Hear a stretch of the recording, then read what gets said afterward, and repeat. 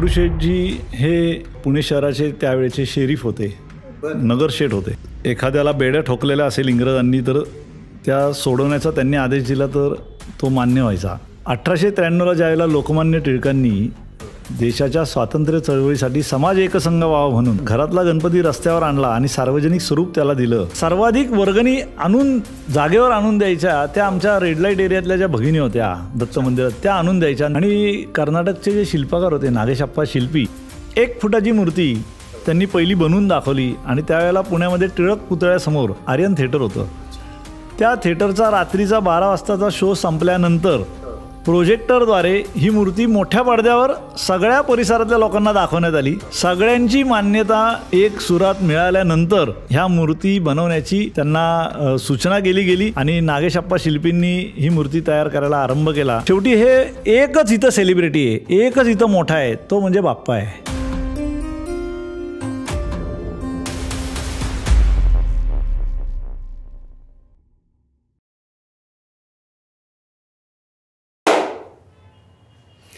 जय गणेश. मित्रांनो, कसे आहात? मित्रांनो, सगळ्यांना माहीत आहे की संपूर्ण विश्वामध्ये महाराष्ट्राची जी ओळख आहे ती आहे आपल्या गणेशोत्सवामध्ये, गणेशोत्सवामुळे. आणि सार्वजनिक गणेशोत्सव, त्यातही महाराष्ट्रातला सार्वजनिक गणेशोत्सव म्हटलं की पुण्यातला असू द्या, पुण्याच्या बाहेरचा असू द्या, जगातला कुठलाही माणूस असू द्या, पहिल्यांदा त्याच्या डोळ्यासमोर येतं ते म्हणजे श्रीमंत दगडूशेठ हलवाई गणपती ट्रस्ट आणि त्यांचा गणेश उत्सव. मित्रांनो, आज तुम्हाला जे काही प्रश्न पडले होते, मागच्या भागामध्ये मी तुम्हाला सगळ्यांना विचारलं होतं की ट्रस्टबद्दलची काय माहिती जाणून घ्यायला तुम्हाला आवडेल, आणि तुम्ही अगदी भरभरून प्रतिसाद दिलात. आणि त्या सगळ्या आपल्या प्रश्नांची उत्तरं देण्यासाठी, आपल्यासोबत दिलखुलास गप्पा मारण्यासाठी श्रीमंत दगडूशेठ हलवाई गणपती ट्रस्टचे ट्रस्टी, खजिनदार माननीय महेश सूर्यवंशी सर आपल्यामध्ये आहेत. सर नमस्कार. जय गणेश. जय गणेश. सर, मला कायम म्हणजे लहानपणापासून एका गोष्टीचं खूप आकर्षण वाटत आलं आहे, आणि ते आकर्षण म्हणजे सार्वजनिक कामामध्ये ज्या व्यक्ती असतात, म्हणजे अशा काहीच व्यक्ती असतात की त्यांना आपलं घर, आपलं संसार हे जरी असलं तरी त्याच्यापेक्षाही जास्त आपण जे सार्वजनिक काम करतो त्याबद्दल प्रचंड ओढ असते.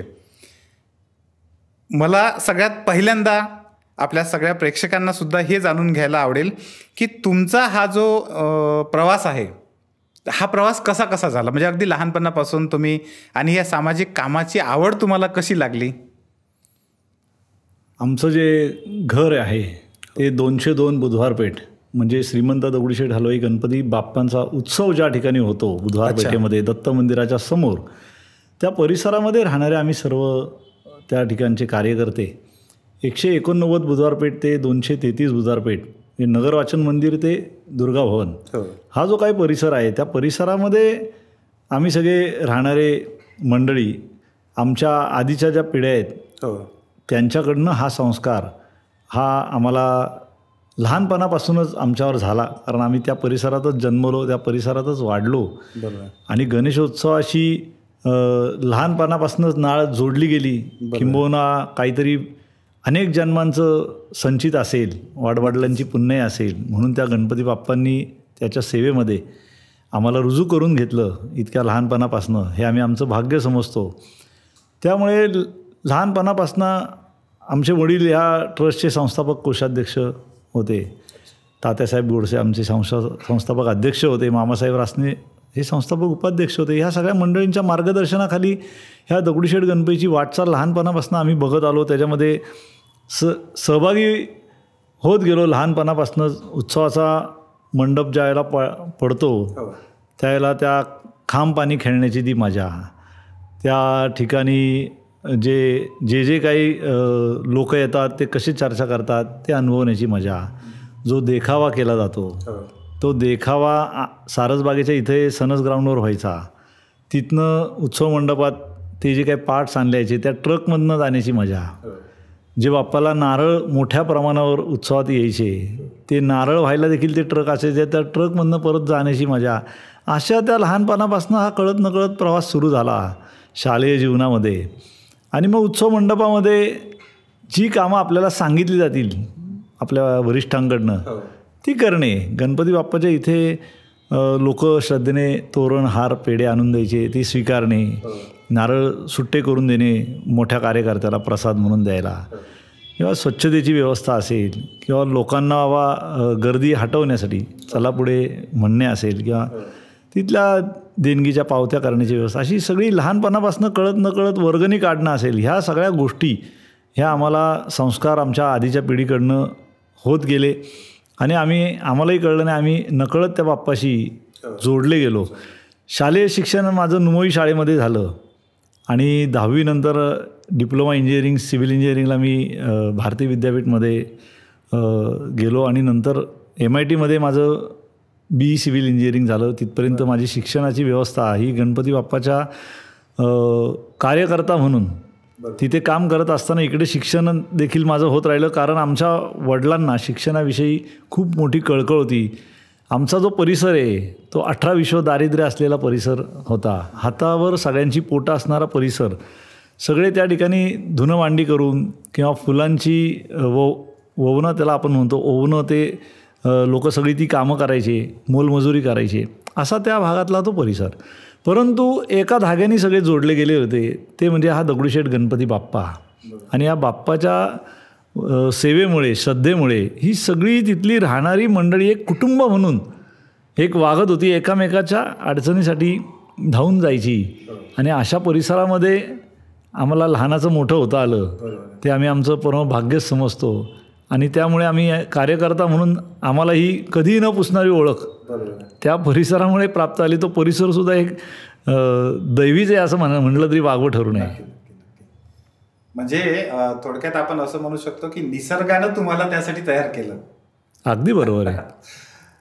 कारण हे सगळं दैवी ती जबाबदारी, ह्या सगळ्या मुशीतून तुम्ही जे काही घडलात, सेवा करण्याच्या वृत्तीतून तुम्ही लहानपणापासून जे बघितलं त्याला खरंच तोड नाही. सर, तुम्हालाही माहीत आहे की महाराष्ट्रामध्ये जवळजवळ लाखभर तरी गणेश मंडळ असतील, परंतु गणेशोत्सव म्हटला की महाराष्ट्रातल्या कोण्याही कानाकोपऱ्यातला माणूस असेल तरी पहिल्यांदा श्रीमंत दगडूशेठ हलवाई गणपती ट्रस्ट असंच नाव समोर येतं. आपल्या सगळ्या प्रेक्षकांना हे जाणून घ्यायला आवडेल की असं वैयक्तिक नाव असलेलं असं कोणतंच मंडळ नाही आहे, तर हे कसं, म्हणजे बऱ्याच लोकांना हे खूप प्रश्न पडतो. मलाही खूप दिवस हा प्रश्न होता की हे नाव कसं काय पडलं असेल, याचा इतिहास कसा असेल. तर हा सगळा इतिहास कसा आहे तो? दगडूशेठजी हे पुणे शहराचे त्यावेळेचे शेरीफ होते, नगरशेठ होते. एखाद्याला बेड्या ठोकलेल्या असेल इंग्रजांनी तर त्या सोडवण्याचा त्यांनी आदेश दिला तर तो मान्य व्हायचा, असा त्यांचा अधिकार होता. मिठाईचं दुकान होतं, जगोदादा तालमीचे ते वस्ताद होते, पैलवान होते. आणि 1893ला ज्यावेळेला लोकमान्य टिळकांनी देशाच्या स्वातंत्र्य चळवळीसाठी समाज एकसंघ व्हावा म्हणून गणेशोत्सवाची स्थापना केली, म्हणजे रस्त्यावरचा घरातला गणपती रस्त्यावर आणला आणि सार्वजनिक स्वरूप त्याला दिलं, त्यावेळेला त्यांनी जे आवाहन केलं त्या आवाहनाला प्रतिसाद म्हणून जे पुण्यामध्ये पहिले 5-6 गणपती बसले, त्याच्यामध्ये श्रीमंत दगडूशेठ हलवाई यांनी लोकमान्य टिळकांच्या हस्ते या दगडूशेठ बाप्पांची प्रतिष्ठापना केली आणि या उत्सवाचा आरंभ झाला. परंतु दत्त मंदिर जे आहे बुधवार पेठेतलं, ते त्यांचं निवासस्थान होतं दगडूशेठजींचं. आणि त्याच्यासमोर जो कोतवाल चावडीचा परिसर आहे तिथे हा उत्सवाचं ती जागा आहे. जसं आज कोरोनाची साथ आली, जागतिक महामारी, तशी त्यावेळेला पुण्यामध्ये प्लेगची साथ आली होती. आणि त्या प्लेगच्या साथीमध्ये अनेक लोक दगावले. त्याच्यामध्ये दगडूशेठजींचा जो छोटा मुलगा होता, एकुलता एक मुलगा होता, तो देखील दगावला. आणि 3 महिन्यात दगडूशेठजींचं देखील निधन झालं. त्यांच्या ज्या पत्नी होत्या लक्ष्मीबाई, त्यांच्यावर खूप मोठा दुःखाचा डोंगर कोसळला. आणि त्यांची सांत्वना करण्याकरता त्यांचे सद्गुरू श्री माधवनाथजी महाराज हे इंदूरवरनं पुण्यामध्ये आले. आणि त्यांनी सांत्वना करताना सांगितलं की जे झालं आहे ते बदलू शकत नाही, परंतु आता गणपती बाप्पाची जशी स्थापना झालेली आहे तशी एक दत्त महाराजांची स्थापना करा आणि त्यांच्या धार्मिक विधीमध्ये कुठलाही खंड पडू देऊ नका. मुलं जशी मोठी झाल्यावर आईवडिलांचा नावलौकिक वाढवतात तशी ही 2 दैवतं तुमचा नावलौकिक वाढवतील, असा आशीर्वाद दिला. आणि त्यांनी स्वतः ती दत्त महाराजांची मूर्ती ही जयपूरवरनं घडवून 1998 साली दत्त मंदिराची त्या ठिकाणी स्थापना झाली. आणि ज्या लक्ष्मीबाई ज्या आहेत, आज आपण बघतोय की दगडूशेठ बाप्पा हे भक्ताचं नाव हे गणपती बाप्पांनी धारण केलेलं आहे, जगामध्ये तो विख्यात झालेला आहे. तो आशीर्वाद त्यांचा सफल झालेला आहे. आणि ज्या त्यांच्या पत्नी लक्ष्मीबाई आहेत, पुण्याचा जो लक्ष्मी रस्ता आहे तो लक्ष्मीबाईंच्या नावाने प्रसिद्ध आहे. अशी आध्यात्मिक पार्श्वभूमी ह्या दगडूशेठच्या गणपती बाप्पाला असल्यामुळे आज जगभरात त्याची ख्याती आहे. परंतु याचं संचलन करत असताना लक्ष्मीबाईंना देखील कुणी मुलबाळ नव्हतं. देवालाच मुलबाळ मानण्याची संकल्पना ही त्यांनी ठेवली आणि त्या मुलाबाळांप्रमाणे त्यांचा सांभाळ केला. आणि त्या दैवतांनी आज देखील त्यांचं नाव राखलेलं आहे. म्हणजे मुलांची देखील आईवडिलांप्रती जी असीम श्रद्धा असते त्याचंच हे उत्तमात उत्तम उदाहरण आहे, दुर्मिळात दुर्मिळ असं उदाहरण आहे. हा उत्सव लक्ष्मीबाईंनी तिथल्या व्यापारी मंडळाच्या ताब्यात दिला आणि 1896पासून 1952 सालापर्यंत हा तिथली व्यापारी मंडळं अतिशय साधेपणाने पण उत्साहात हा उत्सव साजरा करायची. आणि त्यांना त्यावेळेची साथ द्यायला तत्कालीन आमच्या त्या परिसरातली जी तरुण मंडळी होती त्याच्यामध्ये प्रतापराव तात्यासाहेब गोडसे, मामासाहेब रासने, शंकरराव सूर्यवंशी, बुवा रासने, त्यानंतर आमचे रघुनाथ महाराज केदारी आणि त्यांचे सर्व सहकारी, ही तरुण मंडळी त्यांच्या उत्सवात सहभागी व्हायची. त्या व्यापाऱ्यांचा विश्वास त्यांनी जिंकला आणि त्या सगळ्या व्यापारी पंचमंडळाने ठरवलं की ह्या मुलांच्या ताब्यात आपण हा उत्सव देऊन 1952 साली हा उत्सव ह्या तरुण मंडळींच्या ताब्यात आला आणि सुवर्णयुग तरुण मंडळाच्या माध्यमातून या उत्सवाची सुरुवात झाली. आणि तुम्हाला सांगायला मला आवडेल, ही ध्येयवादी मंडळी होती. जसं तुम्ही मगाशी म्हणला की काहीतरी पूर्वजन्मीचं सुकृत या सगळ्यांचंच असावं म्हणून या गणपती बाप्पाच्या सेवेत आले. कारण तो जो परिसर आहे हा सगळा व्यापारी परिसर, मंडईचा परिसर, फुलांचा बाजार, चक्क्याची दुकानं, कोतवाल चावडी, तिथं सर्व धार्मिक साहित्य मिळायचं, खाव्याची दुकानं, मंडई असल्यामुळे पलीकडच्या बाजूला दत्त मंदिरच्या रेड लाईट एरिया होता. म्हणजे तसा सर्व व्यसनाधीनता सगळा वेगळा त्या परिसरामध्ये शिक्षणाचा कुठलाही संस्कार नव्हता. त्यामुळे पडेल ते काम करून आपला उदरनिर्वाह करणे हा घराचा कुटुंबाचा भाग झाला. परंतु या गणपती बाप्पाच्या सेवेने ही सगळी मंडळी जोडली गेली आणि ती अतिशय ध्येयवेडी ठरली. 1951 सालापासून दगडूशेठचे अहवाल आमच्याकडे आहेत आणि त्याच्यामध्ये जवळजवळ 1960 सालच्या अहवालामध्ये, पहिल्या वर्षीचा 51 सालच्या अहवालामध्ये फक्त 1100 रुपयाचा निधी संकलन आहे त्यावेळेचं. आणि त्याचा खर्च देखील तो 800 रुपयाचा शिल्लक उरायची आणि त्याचं ते लोकांसमोर हिशोब मांडायचे. 60 साली जवळजवळ त्यांनी सगळ्या कार्यकर्त्यांनी एक असा निर्णय केला आणि संकल्प केला जो अहवालामध्ये नोंदवलेला आहे की ह्या गणपती बाप्पाची लौकिक सगळ्या जगामध्ये झाला पाहिजे आणि सगळ्या गणेश भक्तांच्या हृदय सिंहासनावर हा बाप्पा विराजमान झाला पाहिजे, असं आपण कार्य करायचं असा त्यांनी संकल्प केला. आणि गणेशोत्सवाच्या माध्यमातून, कारण ह्या गणेशोत्सवाची जी स्थापना झाली आहे लोकमान्य टिळकांनी केली ती समाज प्रबोधनासाठी झालेली आहे आणि समाजाचं यातनं प्रबोधन घडावं, समाजामध्ये जे वंचित आहेत, उपेक्षित आहेत त्यांना या गणेशोत्सवाचा लाभ व्हावा, त्यासाठी समाज एकसंघ व्हावा, समाजामधल्या ज्या अनिष्ट रूढी परंपरा आहेत त्या दूर करून समाजाला मुख्य प्रवाहामध्ये जे उपेक्षित लोकांना आणावं ह्या दृष्टीने त्यांनी आखणी सुरू केली. मग मेळे व्हायचे त्यावेळेला, प्रबोधनाचं माध्यम म्हणजे मेळे व्हायचे, भजनी मंडळं असायची, प्रवचनं असायची, त्या माध्यमातून त्यांनी कार्य सुरू केलं. आणि असं करत करत त्यावेळेला खेळांचे ते सामने घ्यायचे, कारण मंडळ एक राहिलं पाहिजे, वर्षभर काम करता आलं पाहिजे. त्यांनी स्वतःचं बेबंदशाही नावाचं एक नाटक स्वतः काम करून केलं आणि त्यावेळेला ते हाऊसफुल होतं. म्हणजे कलाकारसुद्धा नाही, कलाकारसुद्धा तेच, संहिताही तेच लिहिणार, फक्त त्या क्षेत्रातली लोक त्यांना मदत करायची. अशा पद्धतीने दगडूशेठचं कार्य हे हळूहळू पुढं जात राहिलं. उत्सव अतिशय साधेपणाने व्हायचा. केळीची पानाचं मखर असायचं, आरशे असायचे किंवा वेगळ्या माध्यमातून लोक तिथं हार अर्पण करायचे बाप्पांना फुलांचे आणि ते अतिशय आकर्षक दिसायचे.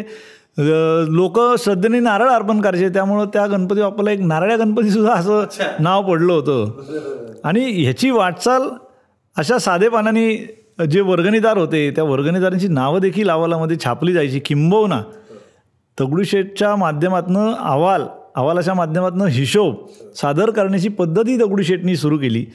बँकेमध्ये अकाउंट असलं पाहिजे, संस्था रजिस्टर असली पाहिजे, त्याची सर्व सुरुवात ही स्वतः दगडूशेठ ट्रस्टनी केली.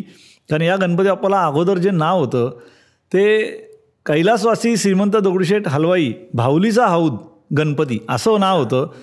मग ह्या मंडळींना असं वाटलं की ज्या व्यक्तीने आपल्याला हा उत्सव दिला आहे, त्याच्यामुळे मिळाला आहे, त्याचं नाव का असू नये. मग असा विचार करून त्यांनी एक निर्णय केला 67 साली की आपण या ट्रस्टचं नाव, या बाप्पाचं नाव श्रीमंत दगडूशेठ हलवाई गणपती ट्रस्ट असं देऊ. मग ते नामकरण त्यावेळेला बदललं आणि ज्यांच्यामुळे हा बाप्पा आपल्याला मिळाला त्यांच्याप्रती कृतज्ञता म्हणून त्या नावाने पुढची वाटचाल सुरू झाली. आणि मग अमृत महोत्सव 1967 साली बाप्पाचा ज्यावेळेला झाला, वेळापासनं ह्या गणपती बाप्पाला एक शालेय अथर्व शीर्षाची एक देणगी मिळाली पंडित वसंतराव काडगरांच्या माध्यमातून. विद्यार्थ्यांची वाचा शुद्ध व्हावी या हेतूने तो उपक्रम सुरू झाला. त्यानंतर 68 साली ही मूर्ती आधीची जी होती ही खराब झाली होती, त्यामुळे नवीन मूर्ती करायचा सगळ्यांनी संकल्प केला. आणि कर्नाटकचे जे शिल्पकार होते नागेशप्पा शिल्पी, हे पुण्यामध्ये BJ मेडिकल कॉलेजमध्ये ते बॉडी पार्ट्स बनवायचे आणि विद्यार्थ्यांना शिकण्यासाठी त्याचा उपयोग व्हायचा. मग आमचे तत्कालीन ट्रस्टचे उपाध्यक्ष डॉक्टर बाळासाहेब परांजपे हे तिथे शिकत होते. त्यांनी त्यांना पाचारण केलं. 1 फुटाची मूर्ती त्यांनी पहिली बनवून दाखवली आणि त्यावेळेला पुण्यामध्ये टिळक पुतळ्यासमोर आर्यन थिएटर होतं. त्या थिएटरचा रात्रीचा 12 वाजताचा शो संपल्यानंतर प्रोजेक्टरद्वारे ही मूर्ती मोठ्या पडद्यावर सगळ्या परिसरातल्या लोकांना दाखवण्यात आली. सगळ्यांची मान्यता एक सुरात मिळाल्यानंतर ह्या मूर्ती बनवण्याची त्यांना सूचना केली गेली आणि नागेशप्पा शिल्पींनी ही मूर्ती तयार करायला आरंभ केला. त्यांचे जे पिताश्री होते शंकरप्पा शिल्पी, हे म्हैसूरच्या वडियार राजांच्या राजवाड्यामध्ये राजशिल्पी होते. कर्नाटक आणि साऊथमधल्या बऱ्याच मूर्ती त्यांनी घडवल्या. त्यांना मूर्तिशास्त्र ही कला अवगत होती. आणि या मूर्ती बनवताना एक गणेश यंत्र हे पुण्याचा ज्या 2 नद्या आहेत मुळा आणि मुठा यांच्या संगमावर त्यावेळेला सूर्यग्रहण होतं. सूर्यग्रहणाच्या निमित्त साधून गणेश यंत्र पाण्यामध्ये उभं राहून सिद्ध केलं गेलं आणि बाप्पाच्या पोटामध्ये मागून ते ठेवलं गेलं. आणि त्यांनी सांगितलं की या बाप्पाच्या धार्मिक विधीमध्ये कुठलाही खंड पडू देऊ नका, ह्या बाप्पाचा लौकिक जगभरात होईल. आणि त्यावेळेसपासून आमच्या मंडळींनी ती प्रथा ही पाळलेली आहे. धार्मिक विधीमध्ये कुठलाही खंड पडू दिलेला नाही. आणि त्याच वर्षापासनं ह्या गणपती बाप्पाला आकर्षक अशा सजावटींची संकल्पना पुढे आली आणि भारतातले विविध मंदिरं आणि राजप्रासाद यांच्या प्रतिकृती या सजावटीच्या माध्यमातून आपण करू लागलो. त्याच्या मागची ती भूमिका अशी होती की आपल्या देशातल्या विविध मंदिरांचं, संस्कृतीचं हे ह्या सगळ्या लोकांना इथल्या माहिती व्हावं, त्याचं संवर्धन व्हावं आणि राष्ट्रीयत्वाची भावना ही त्यांच्यामध्ये अधिक वृद्धिंगत व्हावी या दृष्टिकोनातनं त्या सजावटींच्या संकल्पना सुरू झाल्या आणि लोकांना खूप त्या आवडू लागल्या. रोषणाई, आकर्षक रोषणाईने लोकांची गर्दी देखील त्या ठिकाणी वाढू लागली. तर दगडूशेठची वाटचाल ही त्या काळापासनं ही उत्तरोत्तर वाढायला लागली. लोकांचा गणेशोत्सवामध्ये प्रचंड गर्दी व्हायला लागली. त्यावेळेला माध्यमं कुठली नव्हती. दूरदर्शनचं 10 दिवसातनं एकदा ते येणार, शूट करणार आणि त्याची देखील उत्सुकता की उत्सव झाल्यानंतर एक गुरुवार असायचा, तो त्यावेळेला ते दाखवायचे, सगळे कार्यकर्ते बसायचे आणि ते पाहायचे. नारळाच्या राशी बाप्पाच्या मखराच्या दोन्ही बाजूनी त्या वर सिलिंगपर्यंत जायच्या आणि ते एक अतिशय मोठं अप्रूप असायचं आणि हजारो कार्यकर्ते त्यासाठी झटायचे. त्यामुळे दगडूशेठची वाटचाल ही अशा पद्धतीने विस्तृत होत गेली आणि त्याला कुठंतरी ह्या समाज प्रबोधनाच्या माध्यमातून हे मानवसेवेकडे ती नेण्याचं कार्य हे या मंडळींनी त्याची पायवाट आम्हाला घालून दिली. अशा प्रकारे या बाप्पाची मी थोडक्यात आपल्याला इतिहास सांगितला, परंतु आत्ताच्यापर्यंतची वाटचाल ही अतिशय दैदिप्यमान राहिलेली आहे. तुम्ही जेव्हा सांगत होतात ना, जे मला ते सगळं माझ्या मनात घोळत होतं. यात राष्ट्रकारण आलं, यात समाजकारण आलं, यात अर्थकारण आलं. म्हणजे आपल्या राष्ट्राला वेगवेगळ्या अँगलनं जोडण्याचं काम आपल्या उत्सवानं ते एका अर्थानं केलं आहे. आणि अर्थात लोकमान्यांचे हात ज्या उत्सवाला लागलेले आहेत त्याच्याबद्दल आपण पुन्हा काय सांगणार. परंतु मला असं वाटतं की ही गोष्ट तुम्ही आता शेवटी जे वाक्य बोललात ते मला खूप महत्त्वाचं वाटतं की मंदिराकडून तुम्ही आता समाज किंवा लोकांच्या मनाचं जे मंदिर आहे, लोकांच्या सेवेचं जे मंदिर आहे, त्या दिशेनं तुमची वाटचाल होत आहे आणि ते मला वाटतं खूप जास्त महत्त्वाचं आहे. खऱ्या अर्थानं ह्या उत्सवाला ज्या पद्धतीनं सुरुवात झाली. सर, पुन्हा एक मला तुम्ही जे मघाच्या उत्तरामध्ये जेव्हा तुम्ही बोलला होतात की त्यांच्या सद्गुरूंनी सांगितलं की जसं एखाद्या मुलाचं नाव मोठं होतं, म्हणजे त्यांचे शब्द खऱ्या अर्थानं झाले आणि हे संपूर्ण जगामध्ये श्रीमंत दगडूशेठ हलवाई गणपती ट्रस्टचं नाव संपूर्ण जगात पोहोचलं. सर, आत्ताचं हे जे ट्रस्टचं स्वरूप आहे, सामाजिक कामांचं स्वरूप आहे, हे तुम्ही हा उत्सव मंदिरातून काढून लोकांपर्यंत नेत आहात, तर हे स्वरूप कसं आहे? दगडूशेठ बाप्पांचं उत्सव व्हायचा, मंदिर नव्हतं. ह्या उत्सव मूर्ती 11 मारुती मंदिरामध्ये शुक्रवार पेठेमध्ये ह्या परांजपे वाड्यामध्ये असायच्या. आता जे दर्शन घेतो ही तिसरी मूर्ती आहे. पहिली मूर्ती मी तुम्हाला सांगितलं तसं 1893ला लोकमान्यांनी स्थापन केली दगडूशेठजींनी. ती आमचं शुक्रवार पेठेत 11 मारुती मंदिरात आज देखील दर्शनाला आहे. दुसरी जी मूर्ती 1896ची ती कोंडव्याला आमचं पिताश्री वृद्धाश्रम आहे, तिथं मंदिरात ती ठेवली गेलेली आहे. आणि 68 साली बाप्पाची जी नागेशप्पा शिल्पींनी मूर्ती बनवली तिचं आज आपण दर्शन घेतो. ती मूर्ती आपल्या विद्यमान मंदिरामध्ये आहे. तर अशा प्रकारे या तिन्ही मूर्त्यांचा इतिहास आहे. परंतु गणेशोत्सव ची वाढ होत असताना लोकभावना अशी आली की आम्हाला 10 दिवस काय बाप्पाचं दर्शन, आम्हाला 365 दिवस या बाप्पाचं दर्शन घडावं, अशी लोकभावना ज्यावेळेला जोर धरू लागली त्यावेळेला सगळ्या मंडळींनी विचार केला आमच्या की याचं मंदिर असलं पाहिजे. आणि मग मंदिर असलं पाहिजे त्या दृष्टिकोनातनं जागा पाहण्याची सुरुवात झाली. ह्याच्यामध्ये जिथं कोतवाल चावडी होती तिथे एक छोटंसं जागा आम्हाला मिळाली. परंतु तिथं बाप्पाची मिरवणुकीने वाजत गाजत मूर्ती आणून त्या ठिकाणी ठेवली. परंतु काही समाजातल्या लोकांनी त्याला विरोध केला. त्यामुळे एका रात्रीतच परत 11 मारुती मंदिरात ती मूर्ती ठेवावी लागली. परंतु हा शुभदिन उजाडला हा गुढीपाडव्याच्या दिवशी 1984 साली. आत्ताचं जे मंदिर आहे त्या ठिकाणी हौद होता, फायर ब्रिगेडचं स्टेशन होतं बुधवार पेठेमध्ये. आणि तिथे ती जागा मामासाहेब धाडगे हे त्या जागेचे मालक होते. तिथले ते फुलांचे मोठे व्यापारी होते. त्यांनी उदार अंतःकरणाने ही जागा बाप्पाच्या मंदिरासाठी दिली. आणि एक छोटेखानी मंदिर, एक 250-300 स्क्वेअर फुटाचं मंदिर बाप्पाचं एक गुढीपाडव्याच्या दिवशी 1984 साली झालं. त्याच्यामध्ये शृंगेरीचे जे शंकराचार्य आहेत भारती तीर्थ स्वामीजी यांच्या हस्ते प्रतिष्ठापना झाली. आणि बाप्पाची सगळ्या भक्तांची जी मनोकामना आहे की 365 दिवस दर्शन आम्हाला घडू द्या, त्या दृष्टिकोनातनं ते दर्शनाची व्यवस्था आली. मंदिर आल्यानंतर मंदिराच्या व्यवस्था आल्या, गुरुजी आले, ब्रह्मवृंद आले, त्याच्या आरत्या आल्या, नैवेद्य आला, लोकांच्या व्यवस्था आल्या. ह्या सगळ्या व्यवस्था करत असताना लोक श्रद्धेने जो निधी दानपेटीमध्ये अर्पण करायचे, तो दानपेटीतला निधी हा बाप्पाचे सर्व षोडशोपचार करून उरलेला जो निधी आहे त्याचं करायचं काय हा प्रश्न निर्माण झाला. आणि हा प्रश्न निर्माण झाल्यानंतर पहिला प्रोजेक्ट जो दगडूशेठनी केला तो गणेशोत्सवामध्ये ज्यावेळेला आम्ही वर्गणी काढायचो, 92 सालापर्यंत आम्ही वर्गणी काढली. परंतु ह्या वर्गणीमध्ये सर्वाधिक वर्गणी आणून जागेवर आणून द्यायच्या त्या आमच्या रेड लाईट एरियातल्या ज्या भगिनी होत्या दत्त मंदिरात, त्या आणून द्यायच्या. आणि त्यांच्याप्रती कृतज्ञता म्हणून त्यांच्या मुलांचं संगोपन केंद्र, बाल संगोपन केंद्र हे कोंडव्याला आम्ही 1985 साली उभं केलं. तात्यासाहेब गोडसे त्यांचे सर्व सहकारी ह्यांना एक मुळातच गरिबीची जाण होती, त्यांनी ते दैन्य अनुभवलेलं होतं. आणि असं कुणाच्या वाट्याला येऊ नये ही भावना सर्वस्वी त्यांच्या मनामध्ये रुजलेली होती. त्या दृष्टिकोनातनं त्या देवदासींच्या मुलांकरता संगोपन केंद्र कोंडव्यामध्ये आम्ही जागा घेतली आणि त्या ठिकाणी त्यांचं हॉस्टेल केलं, राहण्याची व्यवस्था केली, शिक्षणाची व्यवस्था केली. 85 साली केलं. हा प्रोजेक्ट 85 साली सुरू झाला आणि आज देखील तो प्रोजेक्ट सुरू आहे. त्या प्रोजेक्टच्या माध्यमातून जवळजवळ 2000 विद्यार्थी हे स्वतःच्या पायावर आज समाजामध्ये ताठमानेने उभे आहेत आणि समाजाच्या मुख्य प्रवाहामध्ये सामील झालेले. तिथला सुनील शेरेकर नावाचा जो विद्यार्थी आहे तो आज हिंजवडी मॅरिटमध्ये शेफ आहे. बरेच विद्यार्थी उद्योगधंद्यामध्ये आहे, कोणी मल्टीनॅशनल कंपनीचे, कुणाचा स्वतःचा व्यवसाय आहे की ज्यांना निमंत्रण पत्रिकासुद्धा दिली जात नव्हती, ते आज समाजाच्या मुख्य प्रवाहात आहेत. त्यामुळे बाप्पाचा आशीर्वाद त्यांना मिळालेला आहे. ती वाटचाल सुरू झाली. मग या निधीच्या माध्यमातून दर खेपेला एक नवीन प्रोजेक्ट दगडूशेठच्या वतीने हा दिला गेला. सिंहगड रोडच्या परिसरामध्ये विटभट्ट्या होत्या, त्यांचे कामगार दुसऱ्याची घरं बांधायची, परंतु त्यांना स्वतःचं राहायला घर नव्हतं. मग त्या मंडळींचा प्रश्न देखील सोडवण्यात आला की तुमचे कष्ट आणि आमचे निधी, असं त्यांची घरकुल योजना सिंहगड रोडला वीटभट्टी कामगारांची घरकुलं आम्ही बांधून दिली.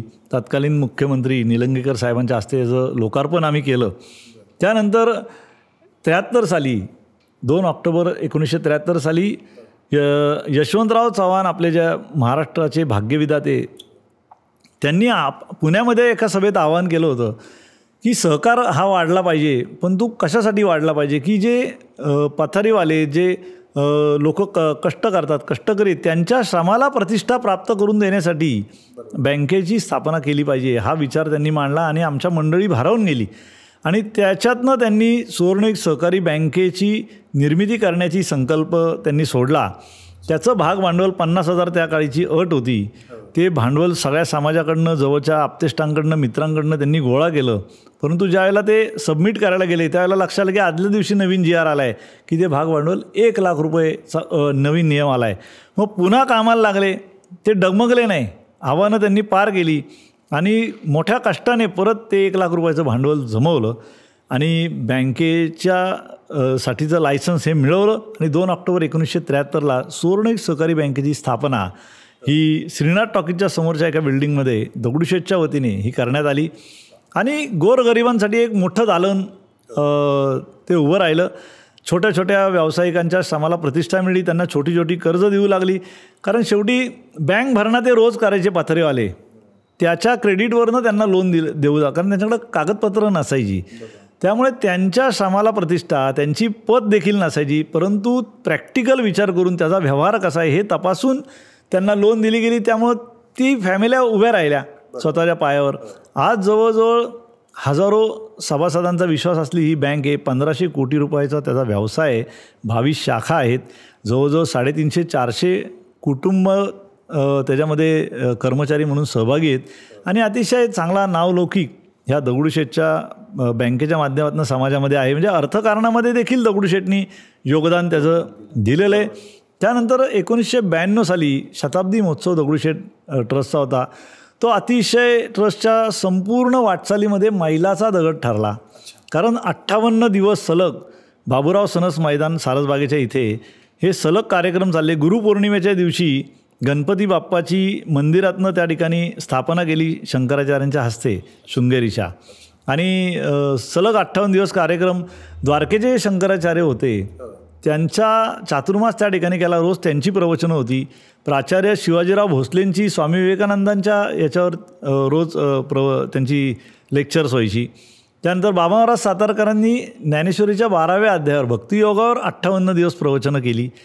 आणि 58 दिवस देशातल्या सर्व नामवंत प्रतिभावंत संगीत क्षेत्रातले दिग्गज कलाकार त्यांनी आपली सेवा त्या ठिकाणी रुजू केली. लता दिदींच्या परिवाराच्या हस्ते त्या महोत्सवाचं उद्घाटन झालं.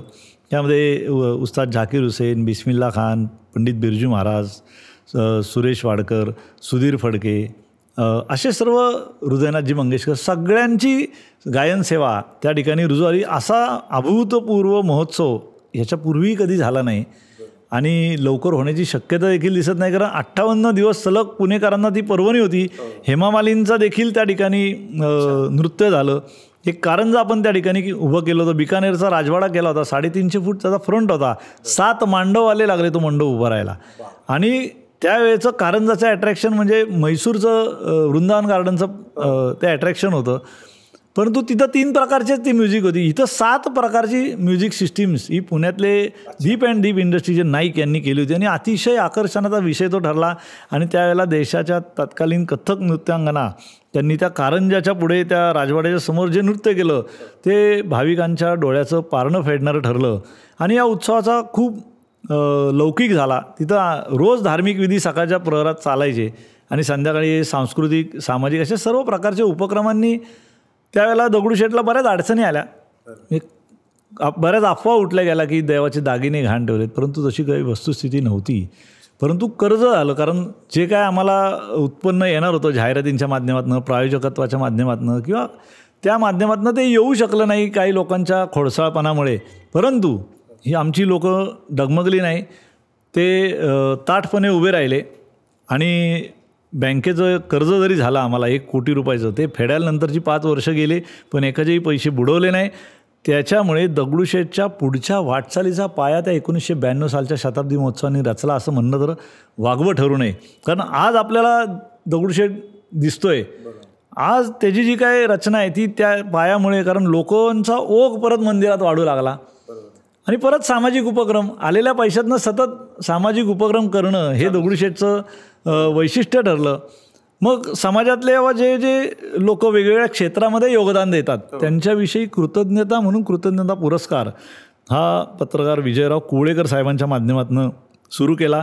ह्या गणेशोत्सवाला मध्यंतरीच्या काळामध्ये जे ओंगळवानं स्वरूप आलं होतं ते सुधारण्यासाठी आपण जे ज्येष्ठ पत्रकार गोपाळराव पटवर्धन यांनी एक संकल्पना तात्यांना सांगितली की आपण या मंडळांच्या स्पर्धा घेऊ दरवर्षी आणि मग त्याच्यासाठी काय निकष असावेत. तर ते आमच्या वडिलांनी शंकरराव सूर्यवंशींनी 40 कलमी आचारसंहिता तयार केली मंडळांसाठी आणि ती आज देखील सगळी मंडळं बरीचशी त्यातली फॉलो करतात.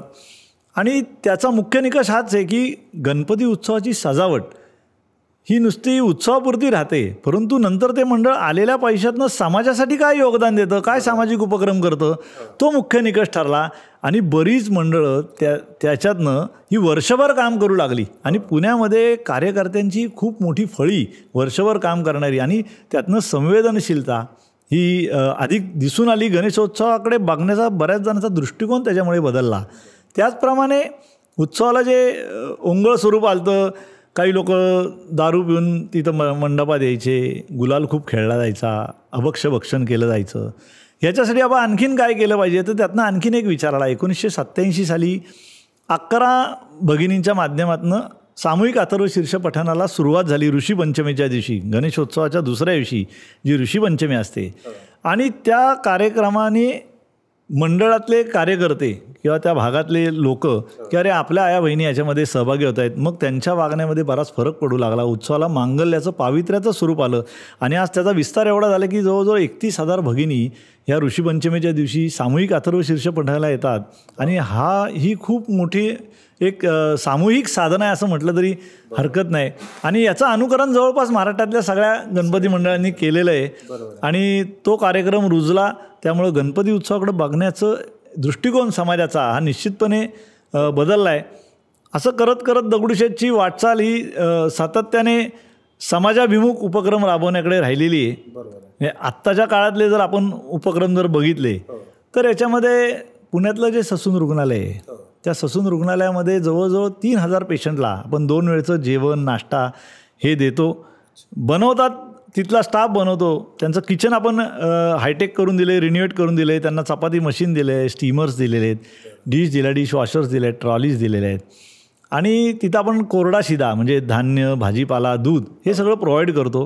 रोज 3,000 पेशंटला बाप्पांचा प्रसाद जातो. म्हणजे तिथे पहिला नाश्ता जो दिला होता पेशंटला, त्याच्या आधी मंदिरामध्ये तो नाश्ता बाप्पांना भोग लावण्यासाठी येतो, नैवेद्य दाखवला होतो आणि तिथं डिस्ट्रीब्युशन होतं. हो, रोज हे होतं, कारण शेवटी बाप्पांच्या माध्यमातून हे सुरू आहे. दुसरी गोष्ट, तिथं 5 प्रेग्नंट महिलांचे वॉर्ड आपण रिन्युएट करून दिले. 10,000 स्क्वेअर फूटचा एक वॉर्ड आहे. एका वॉर्डला जवळपास 1 कोटी रुपये खर्च आला, परंतु प्रायव्हेट हॉस्पिटलच्या तोडीचे वॉर्ड अतिशय सुसज्ज, नाही तर अगोदर त्या ढेकणांचा खच असायचा. आता माझ्या तिथं असणाऱ्या माता भगिनीला बाबा मी कुठंतरी एक अतिशय चांगल्या स्वच्छ जागेमध्ये, सुंदर जागेमध्ये माझ्या बालकाचा जन्म होतो आहे, ही भावना तिच्यामध्ये आलेली आहे. तिथे NICU नव्हता, म्हणजे जी नवजात बालकं आहेत ती दगावायचं प्रमाण खूप मोठं होतं. मग त्यामध्ये आम्हाला फिनोलेक्सच्या माध्यमातून, मुकुल माधव फाउंडेशनच्या माध्यमातून रितू छाबरिया मॅडमनी आणि दगडूशेठनी मिळून NICU 59 बेडचा तयार केला, जो महाराष्ट्रातला सर्वोत्तम NICU ठरला. त्या ठिकाणी आपण रुग्णांचे जे नातेवाईक येतात 5 जिल्ह्यातनं हे येतात आणि त्यांना बसण्याची देखील व्यवस्था नाही आहे. मग त्यांच्यासाठी विश्रांतीगृहाची व्यवस्था ही ट्रस्टच्या माध्यमातून आम्ही केली. मग तिथल्या लोकांना सिक्युरिटी असेल, CCTV कॅमेरा असेल, पाणी असेल, TV असेल, ह्या सगळ्या व्यवस्था त्या ठिकाणी आपण केल्या. ट्रस्टच्या माध्यमातून आज 11 रुग्णवाहिका पुणे शहर आणि पिंपरी चिंचवडमध्ये विनामूल्य कार्यरत आहेत. पुण्याच्या बाहेर डिझेल खर्चामध्ये त्या उपलब्ध आहेत. त्यानंतर आपले 2 टँकर आपण ट्रस्टच्या वतीने घेतले, जे मध्ये दुष्काळ जो होता 2013 साली, आणि महाराष्ट्रातल्या जो दुष्काळी भाग आहे पुरंदर तालुका, तिथल्या तहसीलदारांच्या माध्यमातून आपण तिथं वाड्या वस्त्यांवर ते टँकरद्वारे पाणी पुरवठा करतो. रोज 1 लाख लिटर पाण्याचं डिस्ट्रीब्युशन आहे.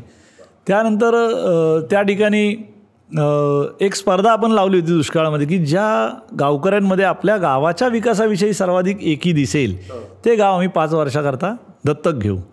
आणि त्यामध्ये आम्ही चारा द्यायचो गावांना किंवा काही पशुधन द्यायचो, त्यांना चारा द्यायचो. ते पिंगोरी नावाचं जे गाव आहे जेजुरीच्या पुढे, त्या गावकऱ्यांचा आम्हाला फोन आला की आम्हाला थोडी मदत हवी. आम्ही गेलो. त्यांनी लोकवर्गणी काढली होती. त्यांच्या गावामध्ये एक छोटासा डॅम होता. त्याचं गाळ काढायचं काम त्यांनी सुरू केलं. 1.25 लाख रुपये त्यांचे जमले होते, परंतु 1 आठवड्यामध्ये ते संपले. मग आम्ही काम बघितलं की हे काम करण्यासारखं आहे. आणि त्या गावामध्ये घरटी एक माणूस पोलीस किंवा सैन्य दलामध्ये आहे आणि 2 जवान मिलिटरीमध्ये त्या गावचे होते कारगिल युद्धामध्ये. ते गाव आम्ही सगळं काम सुरू केलं. 60 दिवस आम्हाला लागले गाळ काढायला. रोज इरिगेशनचा एक माणूस तिथं मॉनिटरिंगला यायचा आणि त्याची क्षमता आम्ही मोजली तर 51 कोटी लिटर पाणी साठण्याची क्षमता निर्माण झाली. 4 वर्ष पाऊस नव्हता त्या गावामध्ये. त्या गावामध्ये नियमित पाऊस येत नाही, परतीचा पाऊस येतो.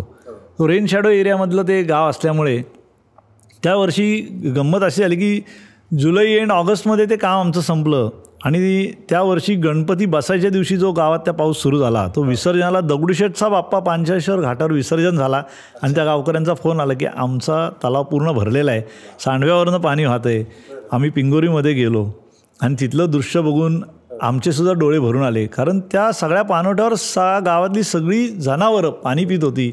जणू काही गणपती बाप्पांनी त्या सर्व मुक्या जीवांसाठी ती केलेली कृपा होती. आणि आज देखील आजूबाजूच्या 10 गावांचा पाणी प्रश्न त्या पर्कोलेशनमुळं मिटलेला आहे. पिंगोरी आणि त्याच्या बाजूच्या त्या ठिकाणी तत्कालीन मुख्यमंत्री देवेंद्रजी फडणवीस साहेब स्वतःहून त्या गावामध्ये व्हिजिट करायला आले आणि जलयुक्त शिवारमधलं सर्वोत्तम कार्य म्हणून त्यांनी गौरव केला.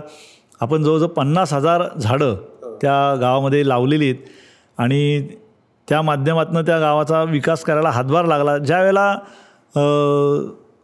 नवीन ई-लर्निंगचं हे संकल्पना आली त्यावेळेला दगडूशेठच्या माध्यमातून आम्ही पुणे जिल्ह्यामध्ये 60 ई-लर्निंगचे स्क्रीन्स लावले. पहिलं जे लावलं ते आम्ही बारामतीला रिमांड होममध्ये लावलं आणि तत्कालीन उपमुख्यमंत्री माननीय अजितदादा पवार यांच्या हस्ते याचं उद्घाटन केलं. दादांनी ते सगळा विषय तो नवीन असल्यामुळे समजून घेतला, त्यांची ती पद्धत आहे कामाची आणि त्यांना तो आवडला. त्यांनी तिथल्या लोकांना सांगितलं की माझ्या मतदारसंघामध्ये ह्या ज्या शाळा निवडल्या आहेत आम्ही त्या BDOच्या माध्यमातून निवडल्या, कारण पटसंख्या चांगली आहे आणि त्या ई-लर्निंगच्या माध्यमातून जो दर्जेदार गुणवान शिक्षक ज्याची जी कमी आहे ती भरून निघत होती, कारण ॲज पर सिलेबस त्यामध्ये प्रोग्राम केलेला असतो आणि कुठल्याही विषयाचं त्याच्यामध्ये ज्ञान विद्यार्थ्यांना सुलभ पद्धतीने होतं. तो विषय दादांना आवडला. त्यांनी 2च महिन्यामध्ये महाराष्ट्र शासनाच्या बजेटमध्ये 900 कोटी तरतूद केल्याचं आम्हाला नंतर कळलं आणि आज जिल्हा परिषदच्या शाळांमध्ये जे ई-लर्निंग आहे ते त्या प्रोजेक्टची फलश्रुती आहे असं आम्हाला वाटतं. त्यामुळे ग्रामीण भागातल्या विद्यार्थ्यांना आणखीन एक प्रॉब्लेम यायचा तो आम्हाला लक्षात आला की त्यांची पोटं खराब व्हायची पाणी पिल्यामुळे. पुण्यामध्ये एक बेंद्रे नावाचे सद्ग्रस्त होते. त्यांनी एक असं युनिट बनवलं होतं की शेतात जो युरिया मारतात तो युरिया पाण्यातनं किंवा भाजीपाल्यातनं आपल्या पोटात जातो आणि त्याचे आपल्याला प्रॉब्लेम येतात. तो युरिया कुठल्याही फिल्टर थ्रू बायफर्गेट होत नाही. तर त्यांनी असं एक युनिट बनवलं होतं की पेटंट घेतलं याचं की युरियासुद्धा अलग होतो त्यातनं. मग ते युनिट आम्ही शाळांच्या टाक्यांना बसवलं ग्रामीण भागातल्या. त्या टाक्यांना बसवल्यामुळे विद्यार्थ्यांचा जो पाणी प्यायचा प्रश्न होता शाळेतला त्यांनी त्यांचं आरोग्य चांगलं राहिलं. अशा प्रकारे अनेक छोटे छोटे उपक्रम आम्ही करत गेलो. ज्यावेळेला महाराष्ट्रामध्ये गारपीट होते, इंदापूर मधलं एक निमगाव केतकी म्हणून गाव आहे, तिथे 2014 साली गारपिटीने शेतमजुरांची घरं उद्ध्वस्त झाली. शेतकऱ्यांना एक वेळ जमीन तरी असते पण शेतमजुराला ती नसते. मग त्या गावकऱ्यांनी आम्हाला विनंती केली, आम्ही बघायला गेलो. त्या ठिकाणी बघायला गेल्यानंतर आम्ही बघितलं की अरे खरंच फार कठीण परिस्थिती. मग आम्ही त्यांना पक्की घरं बांधून दिली RCCची. त्या गावकऱ्यांना सांगितलं की तुम्ही ग्रामसभेचा ठराव द्यायचा आम्हाला, कुणाला गरज. त्यांनी 12 जणांचा ठराव दिला आणि त्या 12 जणांना आम्ही RCC घरं बांधून दिली. ती देखील फक्त 2.25 लाख रुपयामध्ये. पुण्यातल्या प्रतिथयश एका चांगल्या मोठ्या एजन्सी थ्रू आम्ही कोटेशन घेतलं. त्यांचं 5 लाखाचं कोटेशन होतं, परंतु आम्ही त्या गावातलेच कॉन्ट्रॅक्टर घेतले, मटेरियल आम्ही स्वतः दिलं. त्यामुळे पक्कं घर RCC हे त्यांना मिळालं. अशा पद्धतीने बाप्पांचा आशीर्वाद हा तिथपर्यंत आम्ही पोचू शकलो. त्यानंतर 2011 साली आमच्याकडे 6 मराठा बटालियन यांचा आमचा संपर्क आला. त्यांना छत्रपती शिवाजी महाराजांचा पुतळा हा त्यांच्या युनिटमध्ये बॉर्डरला बसवायचा होता आणि त्यांचं 50वं वर्ष होतं, सुवर्ण महोत्सवी वर्ष होतं. मग आम्हाला त्यांनी विनंती केली आमच्या बटालियनला व्हिजिट द्या. औंधमध्ये त्यावेळेला पीस सेंटरला ते होते. आम्ही गेलो. अतिशय सुंदर सगळी त्यांनी रचना केली. आम्हाला सांगितलं अशा असे आमचे कार्यक्रम आहेत त्या कार्यक्रमामधला एक कार्यक्रम आम्हाला आवडला, म्हणलं आम्ही हा कार्यक्रम करू. त्याच्यामध्ये त्यांच्या ज्या 60 वीर पत्नी वीर नारी होत्या त्यांचा सन्मान करण्याची जबाबदारी आम्ही स्वीकारली. मी आणि आमचे तत्कालीन अध्यक्ष अशोकराव गोडसे, सुनील भाऊ रासने, माणिकदादा चव्हाण असे सर्व आम्ही त्या ठिकाणी गेलो होतो. आल्यानंतर आम्ही तात्यांना सांगितलं की बाबा तात्या असा असा विषय आहे आणि आपण ह्यांना हा कार्यक्रम आपण केला पाहिजे असं आम्हाला वाटतं. ते म्हणले तुम्हाला काय वाटतं? म्हणलं आम्हाला असं वाटतं की आपण त्यांना 5,000 रुपये साडी चोळी असं द्यावं. तर तात्या लगेच म्हणलं की नाही, त्यांना 25,000 रुपये आणि साडी चोळी द्या, कारण त्यांनी खूप मोठं योगदान दिलेलं आहे देशासाठी. मग आम्ही त्या लोकांना विनंती केली की हा कार्यक्रम तुमच्या युनिटमध्ये घेण्याऐवजी आपण समाजात जर करू शकलो, तुम्ही ती परवानगी दिली तर लोकांना यातनं प्रेरणा मिळेल. आणि त्यांनी ती आणली आणि आम्ही नवीन मराठी शाळेमध्ये रानडे बालक मंदिरामध्ये तो कार्यक्रम केला आणि त्या वीरपत्नींचा सन्मान समाजातल्या सगळ्या ज्ञानवंत कीर्तिवंत लोकांच्याद्वारे केला. आणि त्यातनं खरंच एक चांगला संदेश गेला, कारण मिलिटरीशी बोलायला सामान्य माणसाला एक आदरयुक्त भीती असते, तर ती भीती गेली आणि दगडूशेठची अनेक बटालियन जोडल्या गेला. म्हणजे 1 मराठा असेल, 24 मराठा असेल, 26 मराठा असेल, 10 महार असेल, अशा सगळ्या बटालियन बाप्पाच्या दर्शनाला येऊ लागल्या. त्यांच्या कार्यक्रमामध्ये आम्ही सहभागी होऊ लागलो. इतर मंडळांना त्यातनं प्रेरणा मिळाली. 2017ला आमचा जो 125वा वर्ष होतो त्यावेळेला आम्ही 125 वीरपत्नींना 25,000 आणि साडी चोळींनी सन्मानित केलं. त्याच्यामध्ये 100 मिलिटरीच्या होत्या आणि 25 गडचिरोली भागातले आपले जे पोलीस कर्मचारी जे त्याच्यामध्ये नक्षलवाद्यांच्या हल्ल्यात शहीद होतात, तर त्यांच्यासाठी आम्ही हे करू शकलो. अशा पद्धतीने दगडूशेठचं जे काय ब्रीद होतं, वाटचाल देव मंदिरावर मानवसेवेच्या महामंदिराकडे, ही एक टप्प्याने विस्तृत होत गेली. तत्पूर्वी 2010ला महाराष्ट्रामध्ये विद्यार्थी आत्महत्या हा विषय खूप ऐरणीवर होता आणि सगळेजण परेशान झाले होते की अरे हे असं का होतं आहे, कारण रोज पेपरला फ्रंट पेजला ती बातमी यायची. मग त्या सगळ्या विषयाचा साकल्याने आम्ही अभ्यास केला, त्याची कारणं शोधली. मग त्या कारणांमध्ये अनेक कारणं आम्हाला आढळली की बाबा आजी आजोबा नाही आहेत ज्या घरात, आयसोलेटेड आहेत, पालक नोकरीला जात आहेत, मुलगा त्या याच्या बाल केंद्रामध्ये आहे, तर त्याच्यामध्ये काही आजी आजोबांची आजारपणाचा विषय आहे, ते करू शकत नाही. अशी अनेक कारणं. मग त्या मुलाला फ्रस्ट्रेशन येतं आहे किंवा पालक वेळ देऊ शकत नाही आहेत. मग सगळा अभ्यास करून एक आम्ही योजना बनवली, जय गणेश विद्यार्थी पालकत्व योजना. आणि त्याच्यामध्ये प्रिन्सिपलने आम्हाला मुलं निवडून द्यायची की जी अभ्यासामध्ये होतकरू आहेत परंतु त्यांची प्रतिकूल परिस्थिती आहे, तर ती मुलं आम्ही त्यांची शैक्षणिक पूर्ण जबाबदारी घेऊ. त्यामध्ये आम्ही दर रविवारी या मुलांसाठी संस्कार वर्गाचं स्किल डेव्हलपमेंट प्रोग्रामचं एक नियोजन केलं. आज आमच्याकडे 35 प्रशिक्षक आहेत जे त्या मुलांवर संस्कार करतात. म्हणजे त्यांच्यातला जो आत्मविश्वास आहे हा 100%वर आणून ठेवतात. त्याचा फरक त्यांच्या ॲकॅडमिक परफॉर्मन्सवर देखील पडतो. आम्ही काउन्सिलिंग सेक्शन ठेवलेलं आहे. त्यानंतर 1 लाख रुपयाचा विमा त्यांच्यासाठी उतरवलेला आहे. टीचर्सची व्यवस्था केलेली आहे आणि ह्या सगळ्या विद्यार्थ्यांच्या परीक्षा पण आम्ही घेतो, व्हिजिट्स करतो. त्यामुळं त्या मुलांमध्ये इतकं आत्मविश्वास आलेला आहे की ते कॉन्फिडंटली वर्गात उत्तरं द्यायला लागलीत. आणि त्यांच्यातलाच एक मुलगा समाधान कांबळे, ज्याचे वडील स्वारगेटला चर्मकारी काम करतात, तो मुलगा इतका हुशार आहे की आज तो सायंटिस्ट झाला आहे. बेंगलोरला तो इस्रोबरोबरच्या प्रोजेक्टमध्ये हा सहभागी आहे. हा दगडूशेठ बाप्पाच्या आशीर्वादाने घडलेली गोष्ट आहे. अनेक विद्यार्थी या योजनेच्या माध्यमातून कुणी CA झाले, कुणी इंजिनियर झालेलं आहे, कुणी जॉबला लागले, मल्टीनॅशनल कंपनीत आहे, कुणी स्वतःचा व्यवसाय करतं आहे. ह्या बाप्पाच्या कृपेने ही योजना आज देखील चालू आहे. दरवर्षी 50 विद्यार्थ्यांची त्याच्यामध्ये भर पडत असते. दगडूशेठचा कोंडव्याला एक वृद्धाश्रम आहे, जसं बालसंगोपन केंद्र सांगितलं तसा एक वृद्धाश्रम पण आहे. तिथे स्त्री पुरुष दोन्ही राहतात. आणि कल्पना आज वृद्धाश्रमांची गरज ही अपरिहार्य आहे. अनेक कारणं आहेत त्याच्यामध्ये, परंतु शेवटी व्यवस्था असणं गरजेचं आहे. आणि त्याचंसुद्धा स्ट्रक्चर असं केलेलं आहे की बाबा बाप्पाच्या दारात, बाप्पाच्या घरी तो व्यक्ती आलेला आहे, मग बाप्पाचं घर कसं असलं पाहिजे, राजवाड्यासारखं फील दिलेलं आहे आणि सर्व सुखसुविधा त्यांच्यासाठी दिल्या आहे. अतिशय अल्पदरामध्ये ते केंद्र आहे. त्या ठिकाणी ITIची पण व्यवस्था आपण केलेली आहे. म्हणजे टर्नर, फिटर, वेल्डर, इलेक्ट्रिशियन असे सगळे कोर्सेस आपण त्या ठिकाणी केलेत. कारण ग्रामीण भागातल्या विद्यार्थ्याच्या हाताला 10वी 12वी झाल्यानंतर काही लोकांना शिकता येत नाही पुढे, त्यांच्या हाताला लगेच काम मिळावं, त्याकरता त्या पद्धतीच्या प्रोग्रामची व्यवस्था ही आपण केलेली आहे.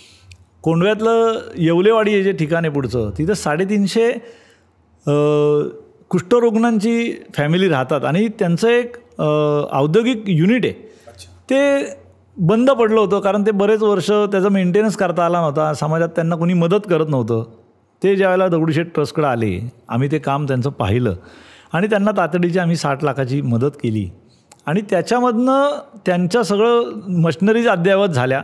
आज ते टाटाच्या ट्रकचे पार्ट्स बनवतात, येरोडा आणि ससून हॉस्पिटलमधलं बँडेज ते बनवतात आणि 350 कुटुंब ही स्वतःच्या पायावर आज उभी राहिलीत, नाही तर ते जवळजवळ बेगिंग करायला लागले असते. समाजातल्या ज्याला कुणी नाही आहे अशाला आधार देण्याचं कार्य हे दगडूशेठच्या माध्यमातून हे अव्याहतपणे हे सुरू आहे. 2015 साली जो वारी रस्ता आहे झेंडेवाडीच्या इथे आपण बाबा महाराज सातारकरांच्या हस्ते वृक्ष लागवडीचा कार्यक्रम सुरू केला.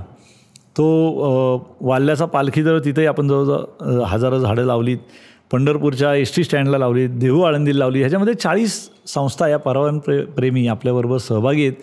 ते देखील कार्य हे चालू आहे आणि मंदिरामध्ये जो भाविक अभिषेकाला बसतो त्याला आपण वृक्ष संवर्धनाचा संकल्प देतो आणि वर्षभरात 1 लाख रोपांचं डिस्ट्रीब्युशन त्या ठिकाणी देशी रोपांचं होतं. म्हणजे श्रद्धेला सेवेची जोड ही दिलेली आहे. दुसरी गोष्ट, याच्यामध्ये ह्या श्रद्धा जपत असताना अंधश्रद्धेला कुठेही आपण बळी पडता कामा नये. याचं उत्तम उदाहरण म्हणजे ज्या वेळेला महाराष्ट्रामध्ये गणपती दूध पितो ही रूमर आली, ही अफवा आली, त्यावेळेला दगडूशेठचं मंदिर हे बंद केलं गेलं. त्या ठिकाणी बोर्ड लावला गेला की हा गणपती दूध पित नाही, कृपया अफवांवर विश्वास ठेवू नका. लोकांची श्रद्धा ही डोळस असली पाहिजे, त्याचा कुणी गैरफायदा घेऊन त्यांना विठीला धरता कामा नये आणि संतांच्या विचाराने एक तरी ओवी अनुभवावी ह्या दृष्टिकोनातनं या ट्रस्टची वाटचाल ही देव मंदिराबरोबर मानवसेवेच्या महामंदिराकडे अशा पद्धतीने आस्थागायत सुरू आहे. हा एक सामाजिक उपक्रमांचा छोटासा प्रवास मी आपल्यापुढे मांडला. सर, हा एवढा प्रचंड आवाका सामाजिक कामांचा तुम्ही जेव्हा सांगत होतात तेव्हा मला श्रीमंत दगडूशेठ हलवाई म्हणजे श्रीमंत या शब्दाचा खरा अर्थ उलगडला. लोकांना असं वाटत असेल की श्रीमंत म्हणजे पैशाने श्रीमंत, पण तुम्ही शिक्षण, आरोग्य, माती, पाणी, जमीन, कौशल्य, लष्कर म्हणजे लष्कराच्या वीरपत्नींना सन्मानित करण्यासारखं काम किंवा सामाजिक जे काही म्हणजे हा अत्यंत मोठा आणि प्रचंड मोठा पट आहे कामाचा. अनेक प्रश्न सर माझ्या मनात आहेत, परंतु सगळ्यात पहिला प्रश्न मला आत्ता यावेळी तुम्हाला विचारावा वाटतो की हे सगळं लोकांपर्यंत जावं, म्हणजे हे सगळं काम श्रीमंत दगडूशेठ हलवाई गणपती ट्रस्ट करते आहे, ह्याच्यासाठी लोकांपर्यंत ही माहिती जावं याच्यासाठी आपण काय करतो? कारण मला ती जाणीव आत्ता झाली आहे की ती प्रकर्षानं वाटते आहे की हे गेलं पाहिजे लोकांपर्यंत. निश्चितपणे लोकांपर्यंत जाण्यासाठी लोकांमध्ये असावं लागतं. बरोबर आहे. आणि त्यामुळे आमची मंडळी कायम शेवटी हा उत्सव रस्त्यावर होतो. आमची ही सगळी मंडळी आमच्यासह आम्ही रस्त्यावरचे कार्यकर्ते, त्यामुळे लोकांमध्ये सतत संपर्क असणे ही त्याच्यातली मुख्य त्याचा गाभा आहे. याच्यामध्ये तुम्हाला सांगतो, ज्यावेळेला एक किस्सा आहे, पोलिओ निर्मूलनाची चळवळ अगदी चढत्या क्रमाने होती, त्यावेळेला जिल्हा परिषदची गाडी पुणे जिल्ह्यामध्ये जायची, परंतु लोक ती गाडी आली की पळून जायची. लोकांचा असा समज असायचा की ही नसबंदीची गाडी आली. त्यामुळे त्यांनी दगडूशेठ ट्रस्टला विनंती केली, दात्यांना विनंती केली की तुमची गाडी आम्हाला द्या, तुमचा ड्रायव्हर द्या आणि डॉक्टर आमचे असतील. ती विनंती आपण मान्य केली आणि दगडूशेठची गाडी गेल्यावर लोक यायला लागली. मग पोलिओच्या चळवळ त्या ठिकाणी ते लस देऊ लागले. 18 वर्ष पुण्याच्या ग्रामीण भागामध्ये दगडूशेठची गाडी आणि ड्रायव्हर गेले, डॉक्टर जिल्हा परिषदचे गेले आणि ही मोहीम, देशाची मोहीम यशस्वी झाली. त्याच्यामध्ये किंचितसा वाटा हा बाप्पांच्या रूपाने दगडूशेठ ट्रस्ट करू शकला. अशा पद्धतीच्या अनेक गोष्टी याच्यामध्ये आहेत की 1900 तुम्हाला मागाशी सांगितलं शताब्दी महोत्सवाच्या निमित्ताने आम्ही मुलींचा कबड्डीचा संघ तयार केला, सुवर्ण एक स्पोर्ट्स क्लब, जे SNDTच्या मैदानावर त्या ठिकाणी त्यांची प्रॅक्टिस चालते. मागच्या सगळ्या वस्त्यांमधल्या त्या मुली त्या तिथे खेळायला येतात. आज देशाला 2 कॅप्टन दगडूशेठनी दिलेले आहेत. सुमती पुजारी ही कबड्डीची पहिली कॅप्टन इंडियाची, देशाची, आणि दीपिका जोसेफ ही दुसरी कॅप्टन सुवर्ण एक स्पोर्ट्स क्लबची, जी आजही खेळती आहे. म्हणजे स्पोर्ट्समध्ये देखील तसं योगदान आहे. आपण 2 वेळा हिंद केसरी स्पर्धा भरवलेल्या आहेत दगडूशेठनी, कारण दगडूशेठ हे स्वतः कुस्ती क्षेत्रातले होते. आपण कबड्डीच्या नॅशनल टायटल 2 वेळा घेतलेले आहेत. आपल्या भारतीय खेळांना प्रोत्साहन मिळावं ह्या हेतूने हे सगळे दगडूशेठचं कार्य हे अव्याहतपणे सुरू आहे. सर म्हणजे हा पट आणि हे सगळं तुम्ही जेव्हा समजून सांगत होतात, आपल्या प्रेक्षकांना निश्चितपणे हे सगळं खूप नवीन असेल.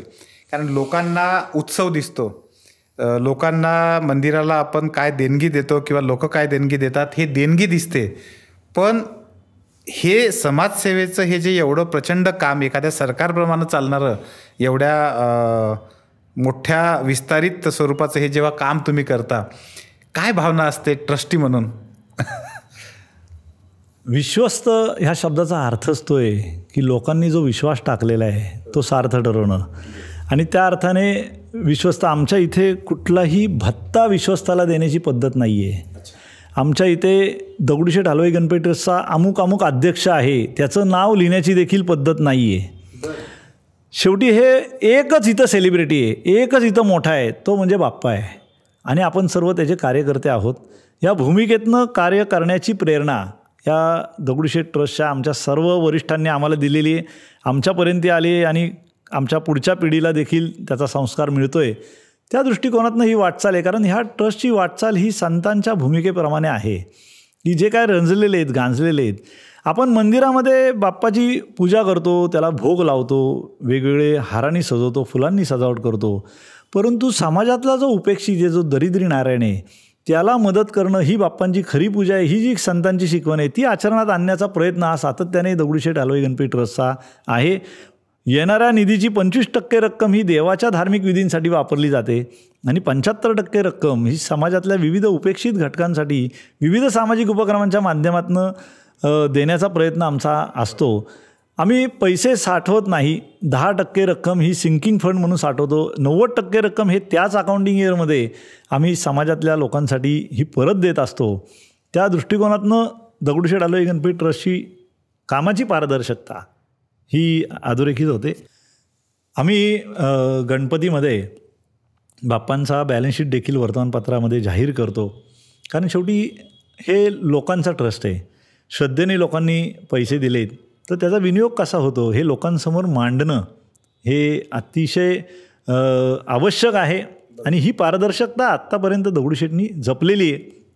आपल्याला इन्कम टॅक्सचे देखील सर्व सवलती आहेत आणि त्या दृष्टीने देखील लोकांना उपयोग होतो. लोक जे सोन्या चांदी इथं अर्पण करतात त्याचा आम्ही लिलाव करत नाही. कारण त्याची जी भावना आहे लोकांची ते देण्यामागची, तर मंदिराला देवाला दिलेलं आहे तर सोन्याचे अलंकार देवाला बनवतो. आणि चांदी आपण मंदिर जर बघितलं आतनं सगळं चांदीचं मंदिर हे सतत चालू असलेलं कार्य आहे. आणि त्याची पावती पण देताना आम्ही ट्रिप्लिकेट पावती असते. जी मूळ पावती असते ती भाविकाला दिली जाते. जी दुसरी कार्बन असते ती वस्तू आणि ती पावती ही स्टेपलर करून आम्ही ठेवतो. आणि तिसरी त्या पुस्तकालाच राहते. ज्यावेळेला व्हॅल्युएशन सोनार येतो, व्हॅल्यूवर येतो, त्यावेळेला ते दोन्ही वजन घेऊन त्याचं व्हॅल्युएशन करतो, ती टॅली केली जाते आणि मग त्याची आटणी करून शुद्ध स्वरूपामध्ये ती बॅलन्स शीटला आपण घेतो. अशा पद्धतीचा कारभार इथं चालतो. दर आठवड्याला दानपेटीची मोजदाद असते. सगळं इन कॅमेरा असतं आणि त्याचा चार्ज चॅरिटी कमिशनर ऑफिसला सबमिट केला जातो. अशा पद्धतीची कामाची पद्धत ही, व्यवहाराची हिशोबाची पद्धत ही दगडूशेठ ट्रस्टची ही आहे. त्यामुळे लोकांचा विश्वास हा अधिक वाढतो आहे, अधिक गर्दी वाढते आहे. गर्दीचं व्यवस्थापन करणं हे देखील तितकंच महत्त्वाचं ठरतं आहे. माझा पुढचा जो प्रश्न आहे तो हाच होता. म्हणजे एवढा सगळ्या स्वरूपात म्हणजे तुम्ही पहिल्यांदा फक्त उत्सव असलेला, नंतर मंदिर झालं आणि उत्सवाचे 10 दिवसच न करता संपूर्ण 365 दिवस हा सगळा उत्सव आता सुरू आहे. तर हे सगळं करत असताना हे सगळं व्यवस्थापन, कारण मला नाही वाटत की याच्यातले कोणी ट्रस्टी व्यवस्थापनातली तज्ज्ञ आहेत. पण कुठल्याही व्यवस्थापनातले तज्ज्ञ नसताना हे सगळं व्यवस्थापन इतक्या चोख पद्धतीने, म्हणजे एखाद्या लोकांना किंवा एखाद्या माणसाला आदर्श वाटावं अशा पद्धतीनं एवढं चोख व्यवस्थापन कसं शक्य होतं? मुळात आमची जी ओळख आहे ते रस्त्यावर साजऱ्या होणाऱ्या सार्वजनिक गणेशोत्सवाचे आम्ही कार्यकर्ते. रस्त्यावरचा उत्सव आहे त्यामुळे रस्त्यावर ज्या ज्या गोष्टी निरीक्षणाने पाहत आहेत ते शिकत शिकत मोठे झालेले हे कार्यकर्ते. कारण शिक्षण हे शाळेतनं जरूर मिळतं, परंतु जे सामाजिक शिक्षण आहे ते रस्त्यावरच मिळतं. आणि त्या माध्यमातून आपापच ती तयारी होते आणि मॅनेजमेंट करण्याची सवय ही लागून जाते. आज मंदिरामध्ये जवळजवळ रोज 30 ते 35 हजार भाविक रोज येतात. 30-35 हजार शनिवार रविवार ही संख्या 60-70 हजार असते आणि संकटी चतुर्थी जी महिन्यातनं असते त्याला 2 ते 3 लाख भाविक येतात. आणि गणेशोत्सवामध्ये जो इंटेलिजन्सचा आकडा आहे, जो पोलीस आयुक्तांनी जाहीर केलेला आकडा आहे, तो 2 कोटी लोक दर्शनासाठी गणेशोत्सवामध्ये येतात. त्यामुळे ह्या सगळ्याची अतिशय व्यवस्थित नियोजनबद्ध मॅनेजमेंट करावी लागते. मंदिरामध्ये आपण बाप्पांची हर तऱ्हेच्या भक्तांची सोय केली, दर्शन रांगेची सोय केलेली आहे. ज्यांना दर्शन रांगेत फार काळ उभं राहता येत नाही अशा वृद्ध लोकांना तात्काळ दर्शनाची व्यवस्था केली. ज्यांना लवकर जायचं आहे त्यांच्यासाठी देखील सशुल्क तात्काळ दर्शनाची व्यवस्था केलेली आहे. ज्यांना मंदिरात यायला वेळ नाही तो रस्त्यावरनं देखील काचेतनं बाप्पाचं दर्शन घेऊ शकतो. ज्यांना इथं येणं शक्य नाही ते ऑनलाईन दर्शन घेऊ शकतात. ज्यांना बाप्पाला इथं येऊन पूजा करायची आहे ते मंदिरात येऊन पूजा करू शकतात. ज्यांना इथं येऊन पूजा करणं शक्य नाही पण मला पूजा करायची, त्यांची संकल्प पूजा ऑनलाईन आपण करण्याची व्यवस्था आपल्या वेबसाईट आणि डिजिटल मीडियाच्या माध्यमातून केलेली आहे. गणपती बाप्पाला जोडण्यासाठी, गणपती बाप्पाचं महात्म्य लोकांना समजवण्यासाठी आपल्या यूट्यूब चॅनलवर बाप्पाच्या महात्म्याच्या अनेक व्हिडिओ त्या ठिकाणी आहेत. मग त्याच्यामध्ये अथर्वशीर्ष असेल, ज्ञानेश्वर महाराजांची गणेशवंदना असेल, गणेश पुराण असेल किंवा संतस्तुत मोरया, अशा अनेक विषय त्याच्यावर त्याची मांडणी केलेली आहे. कारण मुळात त्याचं स्वरूप समजून घेणं अतिशय गरजेचं आहे. मॅनेजमेंटच्या दृष्टीने मंदिरामध्ये आपण जवळजवळ 60 CCTV कॅमेरेज लावलेले आहेत. आपली सुरक्षा रक्षक महिला पुरुष दोन्ही आहेत. पोलिसांचं मोठं मोलाचं सहकार्य आपल्याकडे आहे. कारण CCTVचा वॉच हा आम्ही जरी ठेवत असलो तरी त्याचं मॉनिटरिंग फरासखाना पोलीस स्टेशनमध्ये ते त्यांच्या माध्यमातून देखील सुरू आहे. त्यांच्या नियमित व्हिजिट्स असतात. कारण हा अतिशय संवेदनशील तो परिसर असल्यामुळे. परंतु भक्त येण्याचं प्रमाण आणि वेगवेगळ्या आपल्या भारताच्या वेगळ्या भागातनं ते भक्त येत असतात. त्यामुळं एक प्रकारे आपल्या देशाला जोडण्याचं काम देखील ही मंदिरं करत असतात. आपल्यामध्ये जी राष्ट्रीयत्वाची भावना आहे किंवा आपण जी शाळेमध्ये असताना प्रतिज्ञा म्हणायचो की माझ्या देशातल्या समृद्ध आणि विविधतेने नटलेल्या परंपरांचा पायीक होण्याची पात्रता माझ्या अंगी यावी म्हणून मी प्रयत्न करीन. तर तुम्ही जे म्हणलात तर आमच्यामध्ये हे रुजलं कुठं, हे शालेय जीवनात रुजलं. फक्त ह्याच्यामध्ये अधिक ते घट्ट होत गेलं, पक्क होत गेलं. त्या दृष्टिकोनातनं हा एक प्रयत्न आहे. आणि ज्याच्या हृदयामध्ये हे समाजसेवेचं बीज रुजलं तो आपली जबाबदारी ही त्याला कळत असते. आणि वेगवेगळे शब्द लोक वापरतात, लष्कराच्या भाकऱ्या भाजणे वगैरे. परंतु आमचे तात्या म्हणायचे की ह्या सार्वजनिक कामामध्ये तुम्हाला बहुमूल्य तुमच्या जीवनातला वेळ द्यायला लागतो आणि संसाराचा होम करावा लागतो. संसारामध्ये तेवढा वेळ देता येत नाही परंतु इथं द्यावा लागतो. गणेशोत्सवाची मॅनेजमेंट ही अतिशय वेगळी असते. त्या ठिकाणी आम्ही वेगवेगळ्या पद्धतीने लोकांची सुलभ दर्शन कसं होईल, कारण शनिवारवाड्याकडनं उत्सव मंडपाकडे लोक येत असतात. त्यामुळे रेलिंगची व्यवस्था केलेली आहे, CCTV कॅमेऱ्याची केलेली आहे, सुरक्षा रक्षक ठेवलेले आहेत. लोकांना कुठल्याही पद्धतीने धक्काबुक्की होणार नाही अशा पद्धतीने दर्शन त्यांच्या व्यवस्था केल्यामुळे ते सुखावून बाहेर पडत असतात. नारळ जे अर्पण करतात त्यासाठी कन्व्हेअर बेल्ट केला आहे. तो 7 सेकंदात नारळ बाहेर जातो. तिथनं बाहेर काढणाऱ्या लोकांची एक वेगळी व्यवस्था आहे. ते टेम्पोत भरतात, तो टेम्पो परत दुसरा रिकामा होऊन येतो. कारण सतत त्याचा फ्लो एवढा आहे की ते सतत माणसं ही ठेवावी लागतात. तिथं देणगी अभिषेक लोक जे करतात त्याच्या पावती पुस्तकाची व्यवस्था केलेली आहे. रात्रीच्या वेळेला आलेल्या दानपेट्या रोजच्या रोज कार्यकर्ते मोजतात. दुसऱ्या दिवशी बँकेमध्ये त्याचा भरणा होतो. अशा पद्धतीने गणेशोत्सव हा 240 तासाचं नियोजन आहे. त्याचा देखावा कुठला असला पाहिजे, जानेवारीत ठरलेलं असतं. जानेवारीत थीम ठरल्यानंतर त्याच्यावर काम केलं जातं. आर्टिस्टकडनं त्याचे नकाशे येतात. मग 3 महिने अगोदर गणेशोत्सवाचं डेकोरेशनचं काम सुरू होतं. आणि मग त्या माध्यमातून लोकांसाठी एक जोडण्यासाठीची व्यवस्था ही त्या गणेशोत्सवाच्या सजावटीच्या माध्यमातून पण होत असते. आणि बाप्पांचे मग वेगवेगळे मान्यवर येतात, त्यांच्या आरतीची व्यवस्था करणे, सामान्य माणसाला त्यांचा कुठलाही त्रास होणार नाही अशा पद्धतीची व्यवस्था करणे. त्यांची व्यवस्था मंदिरात पण आम्ही वेगळी केली आणि उत्सवात पण वेगळी केलेली आहे. ही सामान्य भक्तांची जी लाईन आहे ती कुठल्याही परिस्थितीत डिस्टर्ब होता कामा नये. सर्वोच्च प्राधान्य आम्ही सामान्य भाविकालाच दिलेलं आहे. कारण त्याच्या बळावरच हा बाप्पा हे तत्व, गणेश तत्व ते फुललेलं आहे. त्यामुळे त्याच्या भावनेचा सर्वोच्च आदर या ठिकाणी करण्याचा प्रयत्न हा आम्ही करत असतो. त्या दृष्टीने आमचे सगळ्या वयोगटातले कार्यकर्ते हे या मॅनेजमेंटला अतिशय अनुरूप झालेले आहेत. कुठल्याही पुस्तकात ही मॅनेजमेंट नाही परंतु गणेशोत्सवाच्या कार्यकर्त्याला ही रस्त्यावरचं शिक्षण घेतल्यामुळे आपोआप ती जमत असते. ती बाप्पाचा आशीर्वादच त्याला लाभलेला असतो. असा पुस्तकात हे मॅनेजमेंट नाही पण या मॅनेजमेंटवर पुस्तक नक्की होऊ शकतं. म्हणजे मला आता तुम्ही हे सगळा पट समजावून सांगत असताना, उलगडत असताना मुंबईच्या डबेवाल्यांची स्टोरी आठवत होती की इंग्लंडच्या राजकुमाराला पण वाटतं की डबेवाल्यांचं मॅनेजमेंट समजून घेतलं पाहिजे, म्हणजे आपल्या मातीचा जो गुण आहे तो किती मोठा आहे. Sir great. म्हणजे हे सगळं समजून घेत असताना, म्हणजे आता खरं तर आपण खरंच खूप भरपूर वेळापासून बोलतो आहे, पण मला स्वतःला 1-2-3 प्रश्न नेहमी असे वाटतात की तुम्ही जसं म्हटलं मगाशी की म्हणजे जे तावून सुलाखून निघणं आहे किंवा त्या आगीमध्ये जे आहे, तर आगीमध्ये खऱ्या अर्थानं आगीशी खेळणं आहे. सामाजिक काम म्हणजे आगीशी खेळणं आहे, आणि त्यातून तुम्ही जेव्हा तावून सुलाखून निघता तेव्हा तुमच्यातलं सोनं खऱ्या अर्थानं ते बाहेर येतं. पण हे सगळं करत असताना सर कुटुंबियांची तुम्हाला कशा पद्धतीनं मदत किंवा सहकार्य मिळतं? कुटुंबियांच्या सहकार्याशिवाय कुठलाच माणूस सार्वजनिक काम करू शकत नाही. कारण त्यांनी जर समजून घेतलं तर आपण बाहेर काम करू शकतो, नाही घेतलं तर हे केवळ अशक्य आहे. कारण आपला जेवढा सामाजिक कामामध्ये जेवढा वाटा असतो तेवढाच वाटा कुटुंबियांचा असतो. कारण ते आपल्याला साथ देत असतात. कारण शेवटी आपण काम करून शेवटी घरीच जातो, आणि घर हाच आपला एक म्हणजे एक चार्जिंग स्टेशन असतं ते शांततेसाठी किंवा आपल्याला समजून घेणाऱ्या लोकांच्या मध्ये आपण जात असतो. कारण समाजामध्ये वेगवेगळ्या मनोवृत्तीचे लोक असतात, आणि या सामाजिक काम करत असताना आपण एक ध्येय घेऊन चाललेला असतो, परंतु त्याच्यामध्ये अनेक अडचणी येत असतात, अनेक मान अपमान सोसावे लागतात.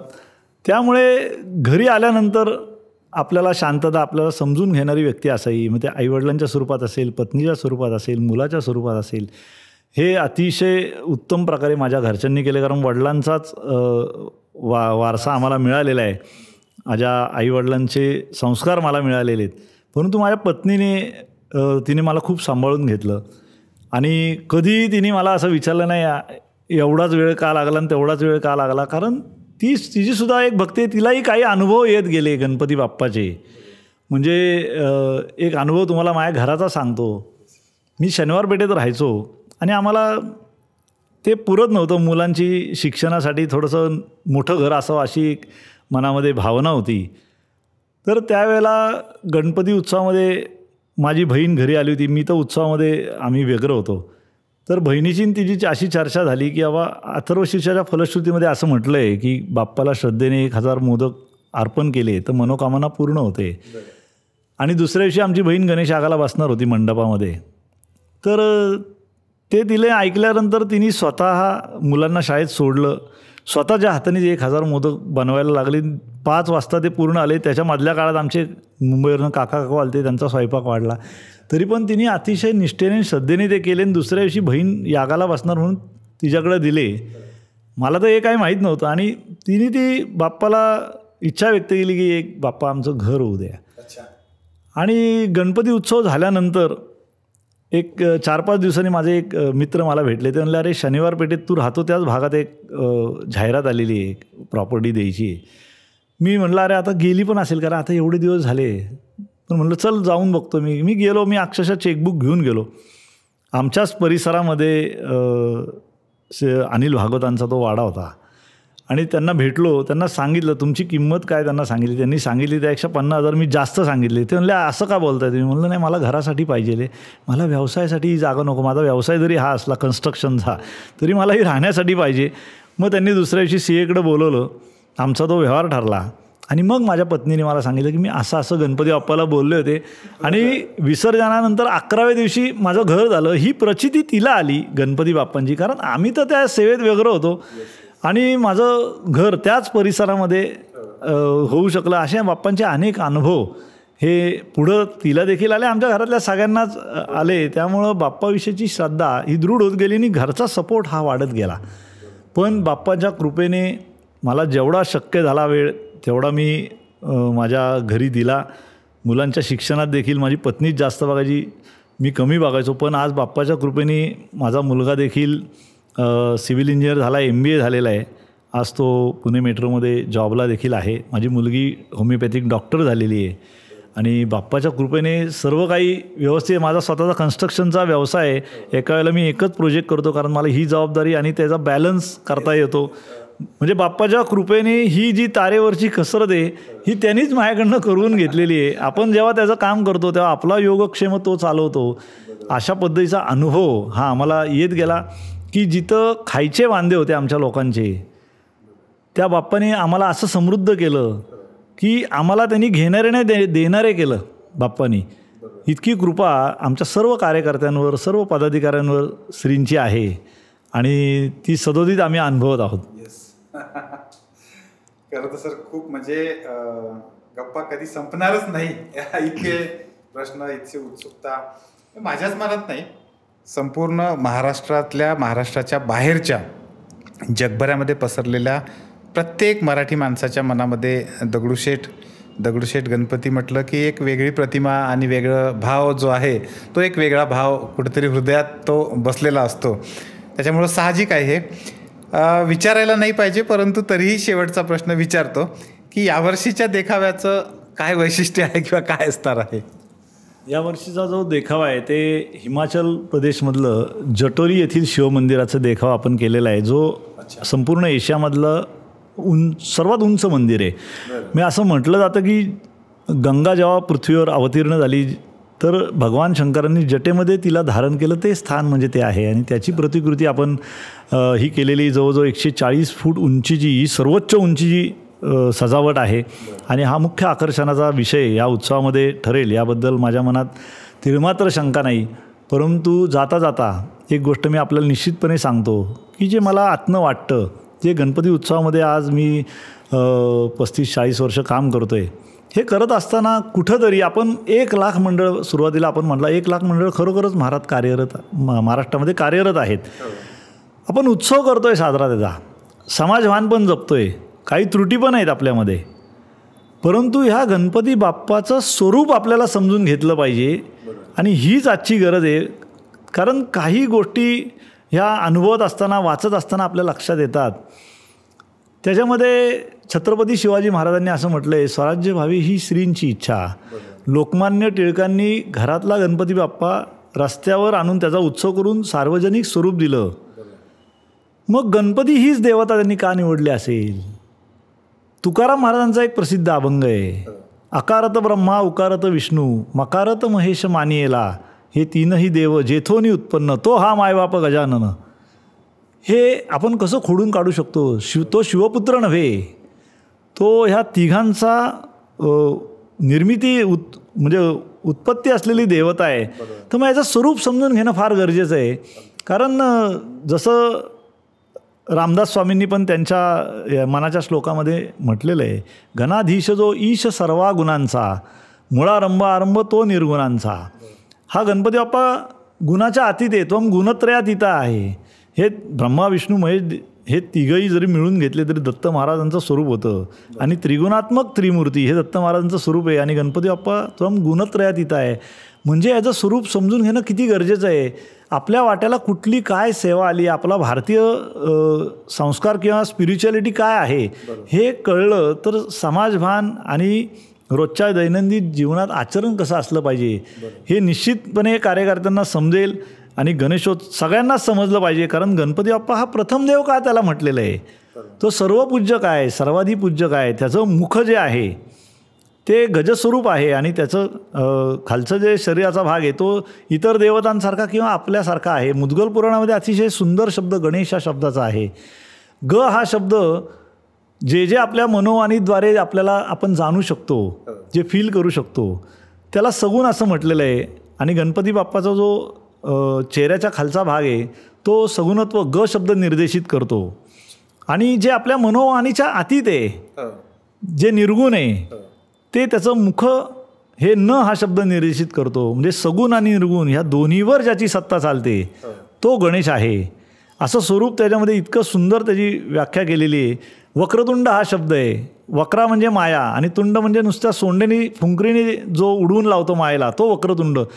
म्हणजे आपल्याला ह्या बाप्पाचं स्वरूप समजून घेणं गरजेचं आहे. मुद्गल पुराणात असं म्हटलेलं आहे की 8 कोटी अवतार भगवान शंकर पार्वतींच्या घरी हे गणपती बाप्पांनी घेतलेले आहेत. आपल्याला ते शिवपुत्र नव्हे, लीलेच्या स्वरूपात घेतलेले आहेत. आपल्या सर्वांना माहिती आहे, रांजणगाव हे क्षेत्र आपल्याला माहिती आहे. तिथे त्रिपुरासूर राक्षसाचा वध शंकरांच्या हातनं होत नव्हता. आकाशवाणी झाली, गणेश स्मरण न करता आपण युद्धावर गेले, त्यामुळे विघ्न आलेले. मग गणपती बाप्पांचं स्मरण केलं, बाप्पांनी युक्ती सुचवली आणि त्रिपुरासुराचा वध केला त्या ठिकाणी भगवान शंकरांनी स्वतःच्या हाताने विग्रहाची स्थापना केलेली आहे.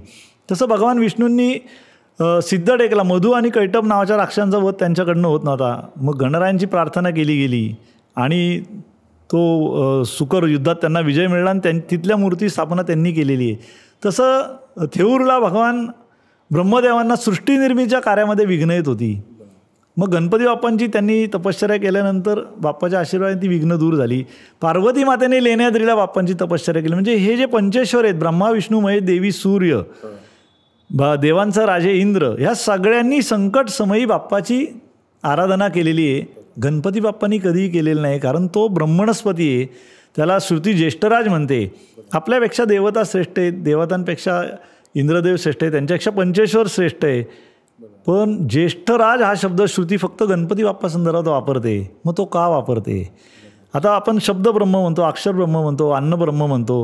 ह्या सगळ्या देवता एकेका गुणांच्या अल्टिमेट आहेत. ह्या सगळ्या एकेकापेक्षा ब्रह्म आहेत, एकेका क्षेत्राच्या ब्रह्म आहेत.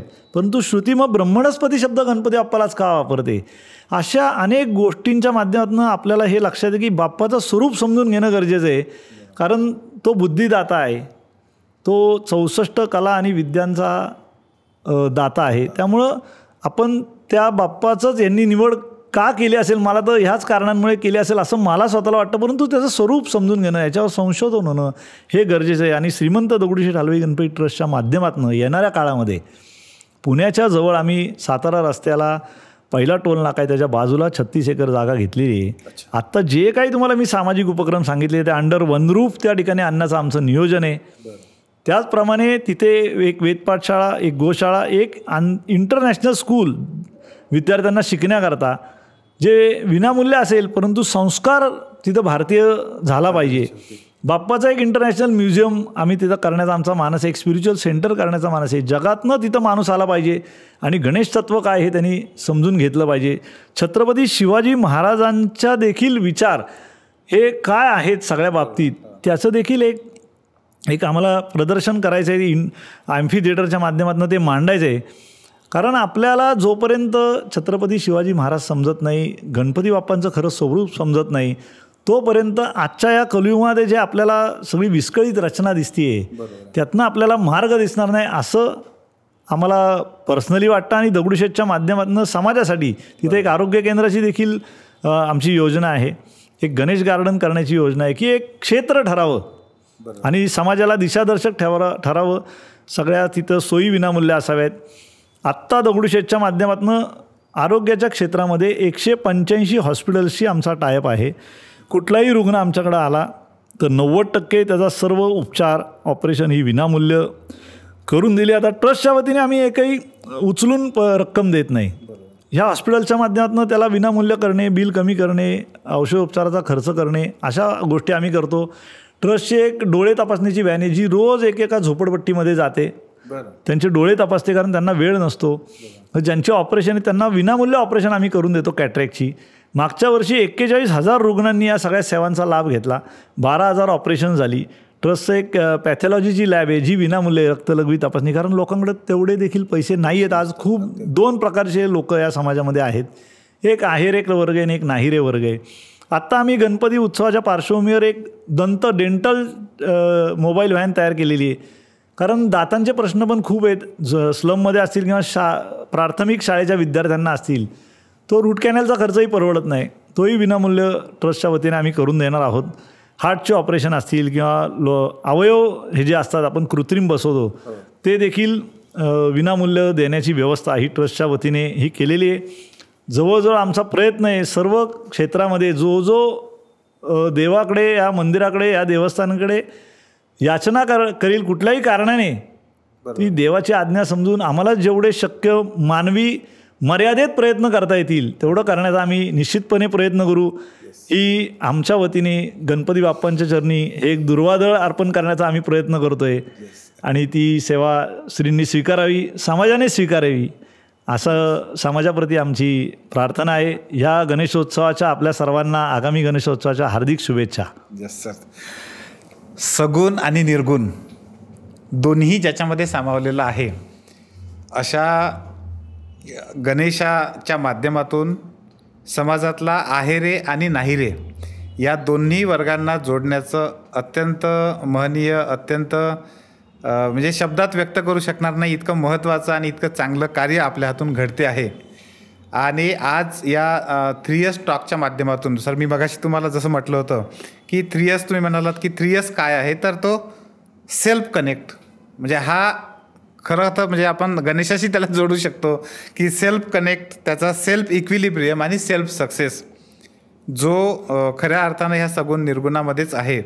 आणि हे इतकं महनीय कार्य तुम्ही करत आहात आणि त्या कामाची माहिती देण्यासाठी वेळातला वेळ काढून एवढ्या प्रचंड व्यवस्थापन हे सगळं करत असताना, म्हणजे ऐकत असताना माझ्या अंगावर काटे उभे राहत होते. एवढं सगळं प्रचंड व्यवस्थापन तुम्ही सांभाळत असताना सुद्धा वेळातला वेळ काढून आमच्या श्रोत्यांशी, मित्रांशी तुम्ही कनेक्ट झालात, बोललात, त्यासाठी आपले खूप खूप मनापासून आभार. जय गणेश. धन्यवाद. जय गणेश. येस.